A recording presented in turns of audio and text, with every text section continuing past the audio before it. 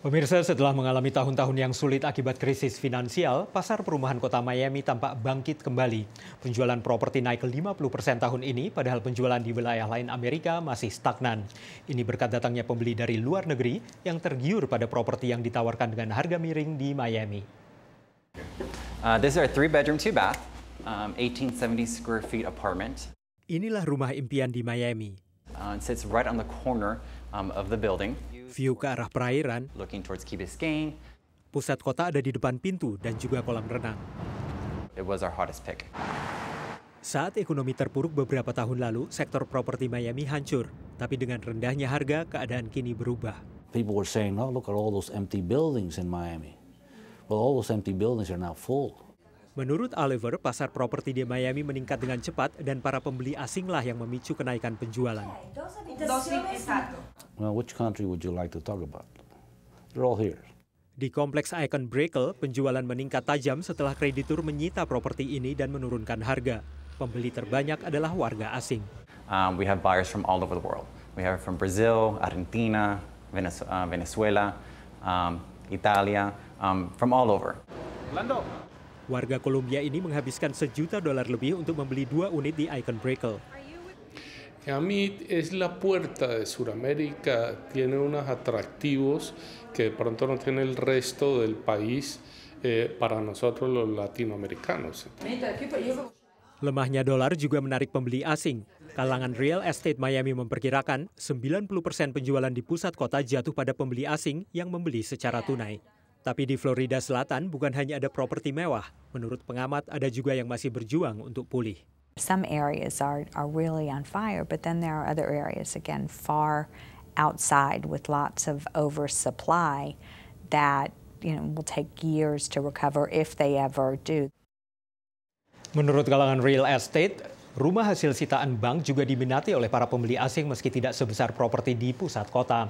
Investor biasanya membeli rumah sitaan secara tunai untuk kemudian direnovasi dan dijual lagi ataupun disewakan. Dari Washington, saya Helmi Yohanes dan tim VOA. Pemirsa, setelah mengalami tahun-tahun yang sulit akibat krisis finansial, pasar perumahan kota Miami tampak bangkit kembali. Penjualan properti naik ke 50% tahun ini, padahal penjualan di wilayah lain Amerika masih stagnan.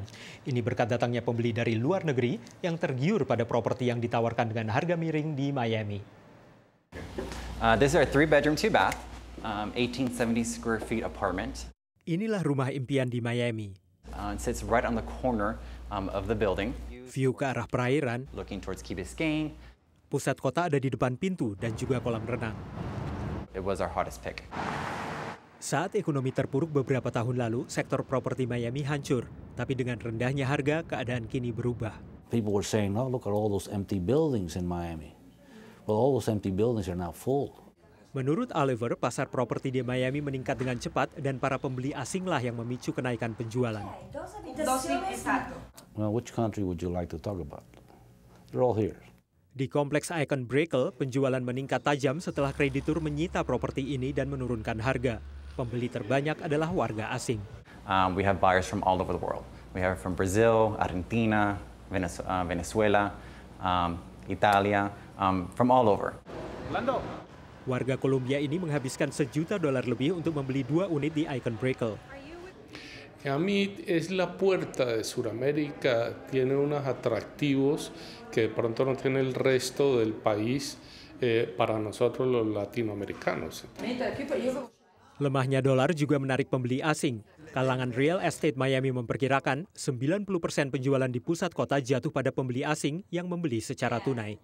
Tapi di Florida Selatan bukan hanya ada properti mewah. Menurut pengamat, ada juga yang masih berjuang untuk pulih. Some areas are really on fire, but then there are other areas, again, far outside with lots of oversupply that, will take years to recover if they ever do. Menurut kalangan real estate, rumah hasil sitaan bank juga diminati oleh para pembeli asing meski tidak sebesar properti di pusat kota. Investor biasanya membeli rumah sitaan secara tunai untuk kemudian direnovasi dan dijual lagi ataupun disewakan. Dari Washington, saya Helmi Yohanes dan tim VOA.